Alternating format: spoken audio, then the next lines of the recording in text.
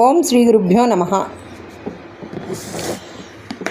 భక్తిలో అనేక రకాలు దారులున్నాయి.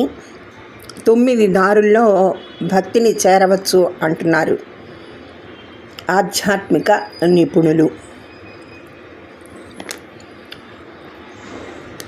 నవవిధ భక్తులు, నవవిధ భక్తి ఈరోజు ఆధ్యాత్మిక పరంపరలో చూద్దాం ఏంటో. దైవ సన్నిధిని చేరుకోవడానికి 9 దారులు ఉన్నాయని నారద భక్తి సూత్రాల ద్వారా తెలుస్తోంది. అవి సాధారణంగా మనం వింటూనే ఉంటాం.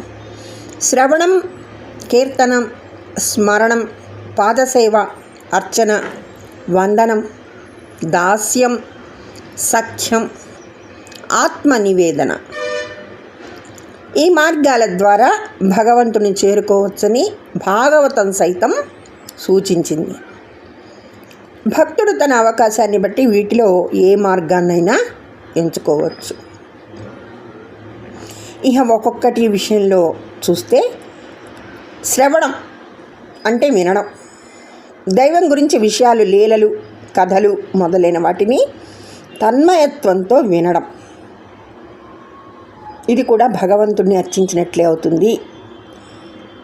ఎలా అంటే, ప్రహ్లాదుడు తల్లి కడుపులో ఉన్నప్పుడే భగవంతుడి విషయాలను నారదుడి ద్వారా విన్నాడు. సుఖమహర్షి 7 రోజుల్లో చెప్పిన భాగవత పురాణాన్ని విని పరీక్షిత్తు ముక్తుడయ్యాడు. ధర్మరాజు, జనమేజయుడు మొదలైన వారంతా కూడా దైవం గురించి విని తరించిన వారే. ఇదొక మార్గం. ఈ భగవంతుడి గొప్పతనాన్ని నోరారా చెప్పడమే కీర్తనం. రెండవది కీర్తనం. నిత్యం భగవంతుడి సుగుణాలను తలుచుకుంటూ వాటి గురించి మాట్లాడడం, సంకీర్తనం చేయటం, ఇటువంటివన్నీ కూడా ఈ చర్యల వల్ల మనసు భగవంతుడి మీద సులభంగా లగ్నం అవుతుంది. ఈ మార్గంలో ముక్తి పొందినవాడు శుక మహర్షి. మీరాబాయి, త్యాగరాజు, అన్నమయ్య, కంచర్ల గోపన్న వంటి వారంతా కూడా భగవంతుడిని కీర్తించి తరించిన వారే. తర్వాత స్మరణం. స్మరణం అంటే తలుచుకోవడం. ఎక్కడ ఎలాంటి పరిస్థితిలో ఉన్నా దైవాన్ని తలుచుకుంటూనే ఉండాలి. అదే స్మరణ భక్తి అనిపించుకుంటుంది. నారాయణ నామస్మరణలో నారదుడు, రామనామస్మరణతో హనుమంతుడు భగవంతుడికి దగ్గరయ్యారు. దైవం అనుసరించిన మార్గంలోనే నడవడం పాదసేవ అవుతుంది.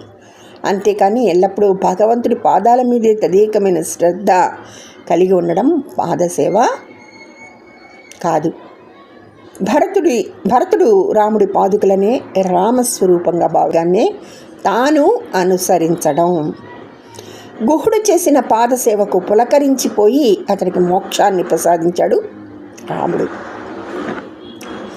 ధూప దీపాలు వెలిగించడం, భౌతిక పదార్థాలైన కుంకుమ, అక్షతలు, పూలతో దేవుడికి పూజ చేయటం అర్చన భక్తి. ఇది భౌతిక దేహంతో ప్రారంభించిన అర్చన క్రమంగా మానసికంగా దైవాన్ని దర్శించి ఆ స్వామికి మనసనే కోవెలలో అర్చనలు చేసే స్థితికి చేరుకోవాలి మనిషి.